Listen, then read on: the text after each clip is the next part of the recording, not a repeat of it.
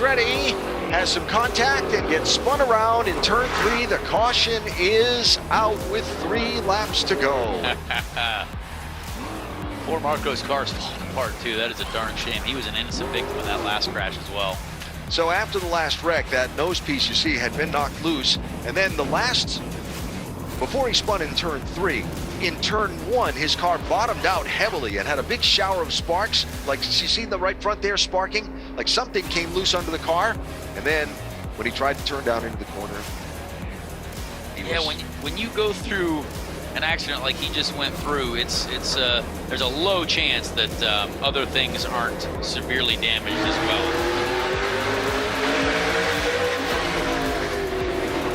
Yeah, he clearly, it looked like he had something fail there on the right front. It's kind of odd to see a car jolt left like that, but he clearly is staying out, because why not? He's got to get as many points as possible in this race. Well, they're not going to let him stay out on the track like that, you see, as he heads behind the wall. Probably also can't see with the hood like that. Well, shedding debris around the racetrack. Do you see that sparking underneath the right front? That started when he went into turn 1 before the spin down in turn 3.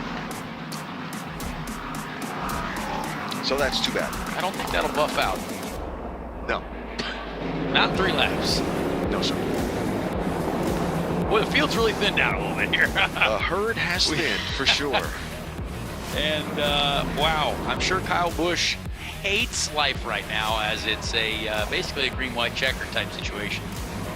So there are 8 of our 12 starters on the racetrack. They're sending the AMR safety team around to just have a final track inspection to make sure any debris that Marco's car might have shed has been picked up and disposed of, and we're getting the 1 to go signal here at the line.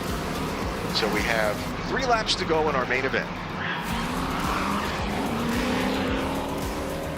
Man, I'm trying to predict what I'm looking at this thing, and I don't know who's going to go where. I don't know. Continuously, Clint Bowyer picks the bottom. I think Tony Stewart has to go to the top and try to get something out of Kyle Busch and slow him down a little bit. But this is going to be very interesting. They pulled the damaged nose piece from Marco Andretti's car. He's trying to catch up to the field. Kyle Busch in the red machine. Inside, Tony Stewart outside. Clint Bowyer, Ryan Newman in row 2. Green flag, 3 laps to go.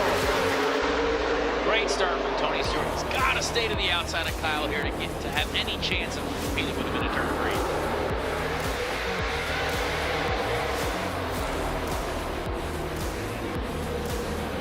Bowyer rolls the bottom. Stewart tries to roll the top, but Kyle Busch gets away. 2 laps to go. Clint Bowyer is getting extra greedy with that apron. He wants all the grip possible as he tries to make this move on Tony Stewart. He's going to get it done, but is Tony going to fire him off into turn 1 with 2 to go here?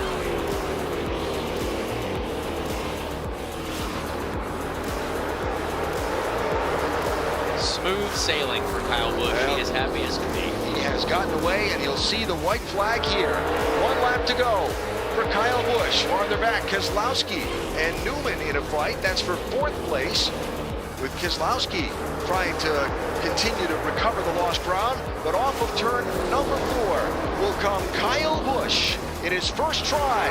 He is going to win the Camping World SRX Series main event in Pulaski County, Virginia.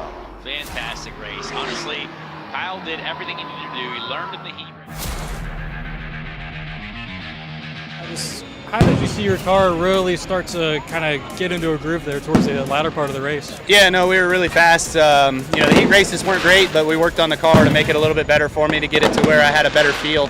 And there in the feature, the Florida Panthers car was really good. So thanks to Camping World and SRX and everybody for allowing me to kind of come in here and do this, and Bass Pro Shops and Sport Clips. So had some fun, got a win, and now we look forward to next week. And how enjoyable has it been for you to be able to come back kind of back to your roots per se and be able to compete with guys you used to compete with and this guys never competed with? Yeah, a whole different world, right? So I guess I grew up doing this.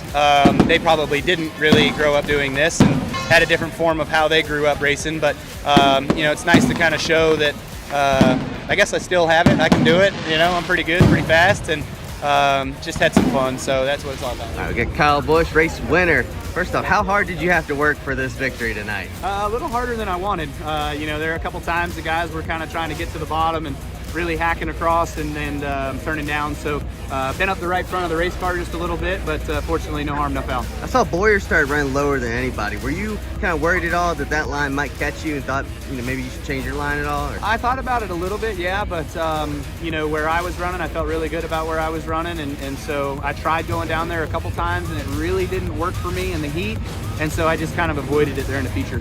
And there was contact with you and Brad, I believe. What happened there from your end? Yeah, just I wasn't even really thinking it was time to pass him yet. I was still going to save and wait for a little bit to be able to get a run on him, but I got a run on him at a 4, and I'm like, well, damn, okay, I'll take it, you know. And so I got up alongside of his door, getting into turn 1, and we made contact. You know, he tried to turn down and get back to the bottom groove, and I was already there. And does this pump you up for Richmond this weekend? Can you complete a Virginia sweep? I'd like to. That'd be nice, you know. Certainly, we had some really good runs. Richmond's a strong track for me, so look forward to going there. Awesome. Thanks so much.